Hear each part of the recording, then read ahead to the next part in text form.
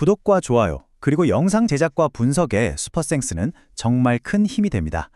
자, 요새와도 같은 홈 구장에서 프라이부르크는 과연 무너져가는 뮌헨글라트바흐를 상대로 손쉬운 승리를 거둘 수 있을까요? 최종 선택은 여러분 각자의 판단 기준에 맞게 활용해주세요.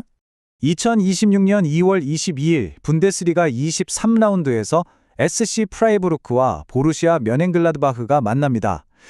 이 경기는요, 한 팀에겐 유럽 무대로 가는 중요한 디딤돌이 될 수 있고요.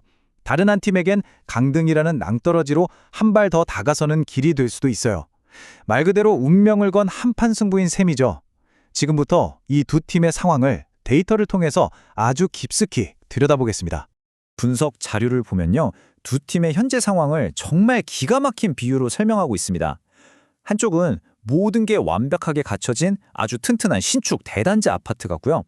다른 한쪽은 언제 무너질지 모르는 정말 위태로운 공사 현장 같다는 거죠. 자, 그럼 한번 제대로 파고 들어볼까요? 먼저 홈팀 프라이부르크입니다. 현재 승점 30점, 8승 6무 8패로 리그 8위에 올라와 있어요.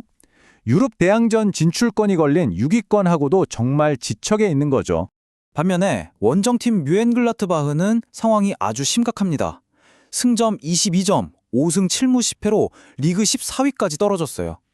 강등 플레이오프를 치러야 하는 16위와의 승점차가 고작 3점밖에 안 나는 정말 아슬아슬한 상황입니다. 프라이부르크가 이렇게 자신감을 갖는 가장 큰 이유, 바로 이 홈구장 덕분입니다. 이번 시즌 홈에서 기록한 성적이 무려 7승 3무 단 1패예요. 자료에서는 이걸 세대적 홈 강세라고 표현할 정도인데 정말 압도적인 안방 성적을 자랑하고 있습니다. 뮌헨글라츠바흐의 분위기는 정반대라고 할 수 있겠죠. 최근 리그 6경기에서 3무 3패, 단 한 번도 이기질 못하면서 깊은 부진의 늪에 빠져 있습니다. 이러다 보니 오이겐 폴렌스키 감독은 엄청난 경질 압박에 시달리고 있는 상황이고요. 이번 경기의 가장 큰 변수는요, 양 팀의 핵심 선수들이 대거 빠진다는 겁니다. 이게 단순히 한두 명의 공백, 이런 차원의 문제가 아니라 팀의 전술 구조 자체를 그냥 뿌리부터 흔들어버리고 있어요. 자, 프라이부르크는 주력 시스템인 4-2-3-1 포메이션을 들고 나옵니다. 골키퍼 아트볼로 1번, 왼쪽에 귄터 30번, 그리고 공격의 핵이죠, 그리포 32번까지. 핵심 선수들은 대부분 건재해요. 하지만 결정적인 문제가 뭐냐면 바로 수비진의 연쇄 붕괴입니다. 주전 센터백 필립 리나르트 3번과 오른쪽 풀백 루카스 큐블러 17번이 모두 부상으로 쓰러졌습니다. 결국 경험이 거의 없는 20살의 유망주 브루노 오그부스 43번이 선발로 나서야 하는 아주 큰 부담을 안게 된 거죠. 뮌헨글라트바흐의 상황은 거의 재앙에 가깝습니다. 극심한 부상 위기 때문에 어쩔 수 없이 아주 수비적인 백스리 시스템으로 바꿔야 해요. 자료에서는 이걸 전술의 척추가 파괴된 수준이다, 이렇게까지 표현하는데요. 중원의 엔진 역할을 하던 로콜라이츠 27번이 경고 누적으로 못 나오고요. 최전방 공격수 팀 클라인딘스트 11번, 그리고 양쪽 날개인 로빈 하크 25번과 나탕 응구무 19번까지 전부 부상으로 쓰러졌습니다. 이 전력 누수가 얼마나 심각한지는 데이터로 명확하게 드러납니다. 뮌헨글라트바흐가 만들어낼 수 있는 팀 전체의 기대 득점, 즉 XG 값이 평소에 비해서 40% 이상 뚝 떨어질 것으로 예측돼요. 이건 결국 팀 내 최다 득점자인 하리스타바코비치 15번이 전방에 완전히 고립될 수밖에 없다는 걸 의미합니다. 자, 여기서부터가 정말 흥미로운데요. 이렇게 어쩔 수 없이 변형된 양 팀의 구조가 경기장 위에서 부딪혔을 때 어떻게 명확한 전술적인 우열을 만들어내는지 한번 보시죠. 프라이부르크의 가장 확실한 공격 루트, 바로 왼쪽 측면입니다. 핵심 플레이메이커인 빈첸초 그리포 32번이 안쪽, 그러니까 중앙으로 좁혀 들어오면서 상대 수비를 자기 쪽으로 끌어당겨요. 그러면 바로 그 순간 비어버린 왼쪽 공간으로 풀백 크리스티안 귄터 30번이 엄청난 속도로 오버래핑해서 침투해 들어갑니다. 이렇게 되면 뮌헨글라트바흐의 오른쪽 측면을 상대로 치명적인 2대1 수적 우위 상황이 만들어지는 거죠. 반면에 뮌헨글라트바흐가 기댈 수 있는 유일한 무기는 정말 단순하고 직선적인 역습뿐입니다.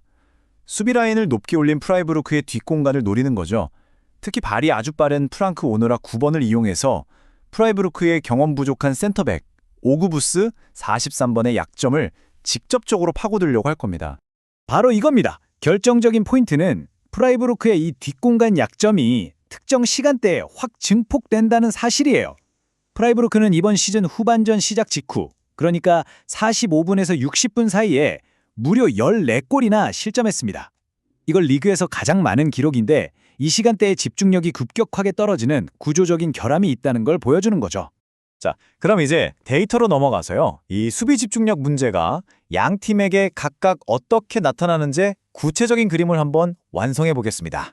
뮌헨글라트바흐의 최근 5경기 데이터인데요. 실제 실점인 GA와 허용한 찬스의 질을 고려한 기대 실점, XGA의 차이를 한번 보세요. 특히 패배했던 프랑크푸르트전과 슈투트가르트전, 기대 실점은 1점대에 불과했는데 실제로는 3골씩이나 내줬어요. 이 데이터가 명확하게 보여주는 겁니다.